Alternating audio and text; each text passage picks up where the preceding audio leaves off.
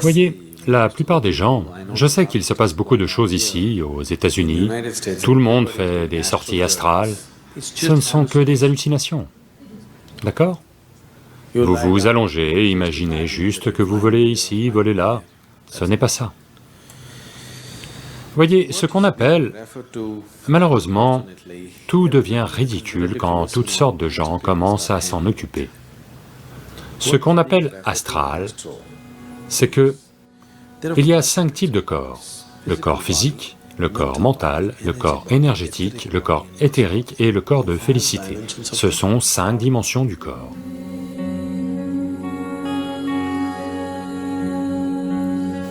Le corps physique, celui que vous pouvez de toute évidence voir, est une accumulation de la nourriture qu'on a mangée. Donc le type de nourriture qu'on mange a définitivement un impact sur le type de corps qu'on accumule. Le prochain est le corps mental. Quand on dit mental, on ne désigne aucune partie en particulier.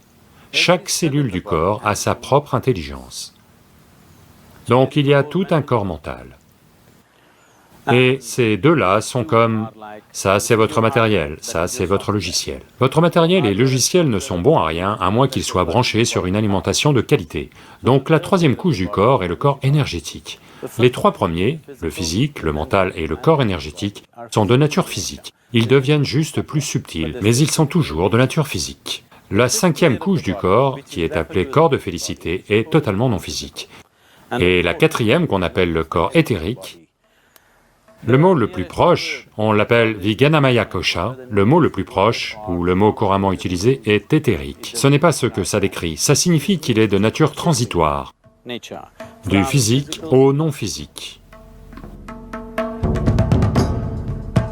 Ce qu'on appelle corps astral, c'est laisser le corps physique, le corps mental, le corps énergétique et le corps de félicité intacts, et juste permettre au corps éthérique de flotter alentour.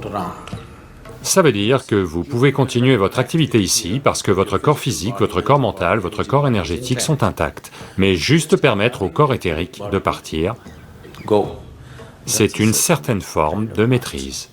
Vous ne pouvez pas juste y arriver en délirant.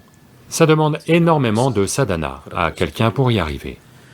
Maintenant, quand on parle de quitter le corps, on permet juste au corps pranique de sortir, ce qui est bien plus simple. C'est une chose bien plus simple à faire et c'est une chose plus concrète, comparée au corps éthérique. Le corps pranique est physique, c'est un type de présence plus physique, c'est de l'énergie, mais c'est une énergie physique. L'éthérique est une énergie transitoire, elle n'est ni physique, ni au-delà, c'est une transition. Le corps de félicité est totalement au-delà du physique.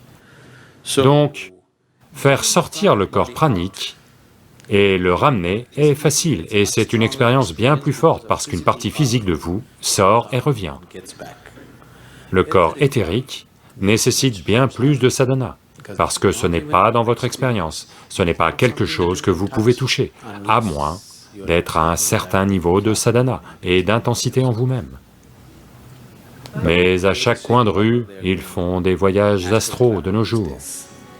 C'est juste des hallucinations.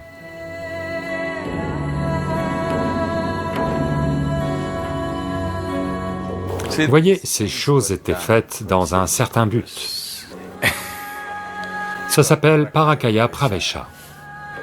Il y a eu des écoles qui étaient fondamentalement axées là-dessus, en Inde. Simplement pour le divertissement.